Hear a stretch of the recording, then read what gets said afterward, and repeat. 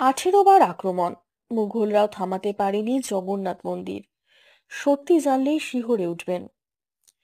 উড়িষ্যার পুরী শহরের প্রাণকেন্দ্রে অবস্থিত জগন্নাথ মন্দির হলো ভারতবর্ষের অন্যতম গুরুত্বপূর্ণ তীর্থস্থান।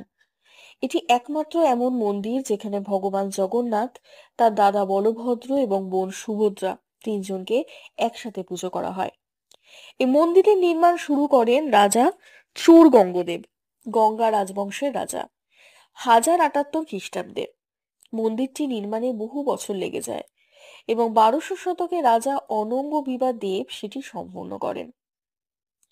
এই মন্দির বিশাল পাথরের তৈরি এবং তার উচ্চতা প্রায় 214 ফুট। স্থাপত্যে কটক তৈরি কলিঙ্গ শৈলীরও প্রভাব খুব স্পষ্ট। এটি শুধু ধর্মীয় স্থান নয়, বরং ভারতের ইতিহাস, সংস্কৃতি এবং স্থাপত্য শিল্পের একটা অন্যতম নিদর্শন। মুঘল ও মুসলিম শাসকদের আক্রমণ। জগন্নাথ মন্দিরের ইতিহাস শুধু গৌরবের নয়, এটি এক সংগ্রাম এবং রক্ষার ইতিহাসও। ইতিহাসবিদদের মতে এই মন্দির মোট 18 বার মুসলিম এবং আফগান শাসকদের দ্বারা আক্রমণের শিকার হয়। প্রতিবার লক্ষ্য ছিল মন্দিরটাকে ধ্বংস করা, দেবমূর্তি ভাঙা এবং সম্পদ লুট করা। বাংলার প্রথম আক্রমণ হয়েছিল সুলতান ইলিয়াস শাহ 1340 খ্রিস্টাব্দ। বাংলার সুলতান ইলিয়াস শাহ পুরীতে হানা দেন। তার সেনারা মন্দিরে প্রবেশ করে, দেবমূর্তির অবমাননা করে এবং প্রচুর সোনা রূপা লুট করে নিয়ে যায়। এই আক্রমণে মন্দির আংশিক ক্ষতিগ্রস্ত হয়, কিন্তু ভক্তদের ত্যাগ বা প্রতিরোধে তা কিন্তু আবার পুনর্গঠিত হয়। সর্বাধিক ভয়াবহ আক্রমণ যেটা ছিল সেটা হচ্ছে কালাপাহাড়, 1568 খ্রিস্টাব্দে।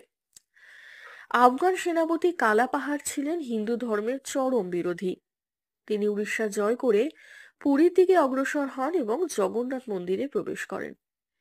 তিনি দেবমূর্তিগুলিকে ভেঙে নদীতে ফেলে দেন, মন্দিরের শিকড় এবং গর্ভগৃহ ধ্বংস করে দেন। এই আক্রমণের সময় পুরোহিতরা জগন্নাথ দেবের ব্রহ্ম পদার্থ, অর্থাৎ আত্মার প্রতীক, যা যুগ যুগ ধরেই মূর্তিতে রক্ষিত রয়েছে, সেগুলি গোপনে কিন্তু সরিয়ে নেন।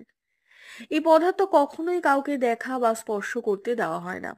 এইভাবে তারা দেবতাদের আত্মাকে রক্ষা করেন, যদিও মূর্তি কিন্তু ধ্বংস হয়ে যায়।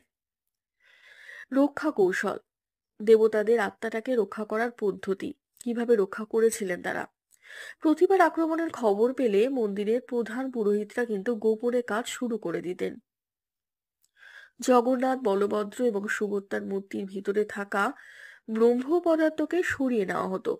এই পদার্থ রাখা হতো গভীর কোনো জঙ্গলে বা গুহার ভেতরে। অনেক সময় তা চিলিকা লেকের আশেপাশে নিয়ে গিয়েও লুকিয়ে ফেলা হতো। এই রক্ষা পদ্ধতির নাম ছিল রক্ষাকল্প, যা শুধু মন্দির বাঁচানোর জন্য নয়, দেবতাদের সত্তা রক্ষার জন্যও ছিল অপরিহার্য। এই কাজ করা হতো রাতের অন্ধকারে, সবার চোখের আড়ালে, কারণ এই ব্রহ্ম পদার্থ কিন্তু কাউকে দেখতে নেই বা কাউকে দেখাতেও নেই। এই রীতির ফলেই এত শতাব্দী পরে আজও জগন্নাথ মন্দির জীবন্ত এবং কার্যকর। মুঘল সম্রাট আওরঙ্গজেব এবং তার আক্রমণ। 1672 সালে মুঘল সম্রাট আওরঙ্গজেব, যিনি বহু হিন্দু মন্দির ধ্বংস করেছিলেন, তিনি উড়িষ্যার প্রতি নজর দেন। তিনি চেয়েছিলেন জগন্নাথ মন্দিরকেও ধ্বংস করে দিতে।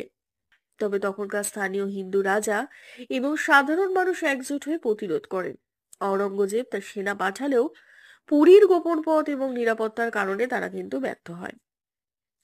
এছাড়া আবারও দেবতাদের আত্মাকে স্থানান্তর করে লুকিয়ে রাখা হয়, যাতে মূর্তি ধ্বংস হলেও আত্মা কিন্তু অক্ষত থাকে। এই ধরনের প্রতিরক্ষা পরিকল্পনা প্রাচীন যুগে খুব কমই দেখা যায়। ব্রিটিশ শাসন এবং জগন্নাথ মন্দির। 1803 সালে ইংরেজরা উড়িষ্যা জয় করে। যদিও তারা মন্দির ধ্বংস করেনি, তবুও তারা মন্দিরের ওপর অর্থনৈতিক এবং প্রশাসনিক নিয়ন্ত্রণ প্রতিষ্ঠা করে। তারা মন্দিরের জমি, সম্পদ এবং অনুদানের হিসাব রাখতে শুরু করে। বহু পুরোহিত এবং সেবায়েতদের উপর কর আরোপ করে দেওয়া হয়, ফলে মন্দিরের স্বাধীনতা কিন্তু কিছুটা ক্ষুণ্ণ হয়। এই সময় থেকেই পান্ডা রাজনীতি, অনিয়ম এবং প্রশাসনিক প্রভাব শুরু হয়। তবুও জগন্নাথ মন্দির তার ঐতিহ্য ধরে রাখে, কারণ ভক্তরা কখনো তার পাশে থেকে কিন্তু সরে যায়নি। আর বর্তমান যুগের জগন্নাথ মন্দির, আজ পুরীর জগন্নাথ মন্দির হলো ভারতের অন্যতম শ্রেষ্ঠ চাঁদধামের একটি। লক্ষ লক্ষ ভক্ত প্রতি বছর এখানে রথযাত্রায় অংশ নেন। নবকলেবর উৎসবে নতুন মূর্তি প্রতিস্থাপন করা হয়। মন্দিরে প্রাচীন রীতি ও বিশ্বাস অক্ষত আছে। ভারতের সরকার মন্দিরের নিরাপত্তা নিশ্চিত করেছে। সিআইএসএ মোতায়েন করা হয়েছে। গোপন রত্ন ভান্ডার রক্ষা করা হচ্ছে। পুরনো স্থাপত্যের সংরক্ষণের কাজ চলছে। এই মন্দির আজও একটি জীবন্ত সংস্কৃতি ও আধ্যাত্মিক শক্তির কেন্দ্র।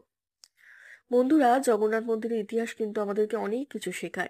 ধর্মীয় বিশ্বাস, জনগণের ঐক্য এবং আত্মিক শক্তি কোনো সেনা বা শাসক কিন্তু কখনোই নষ্ট করতে পারে না। যতবার এই মন্দির আক্রমণের শিকার হয়েছে, ঠিক ততবারই কিন্তু তা নতুন ভাবে উঠে দাঁড়িয়েছে। এটি কেবল একটি মন্দির নয়, বরং ভক্তির অপরাজেয় এক প্রতীক। আপনাদের যদি এই ভিডিওটি ভালো লেগে থাকে, তাহলে অতি অবশ্যই এটি লাইক দিন, চ্যানেলটি সাবস্ক্রাইব করুন, পাশে থাকুন, আর ভিডিওটি অতি অবশ্যই শেয়ার করে দিন সবার মাঝে। কমেন্টে কিন্তু লিখতে ভুলবেন না, আপনি কি কখনো পুরী জগন্নাথ মন্দির গিয়েছেন? কেমন লেগেছে আপনার? জয় জগন্নাথ। ধন্যবাদ।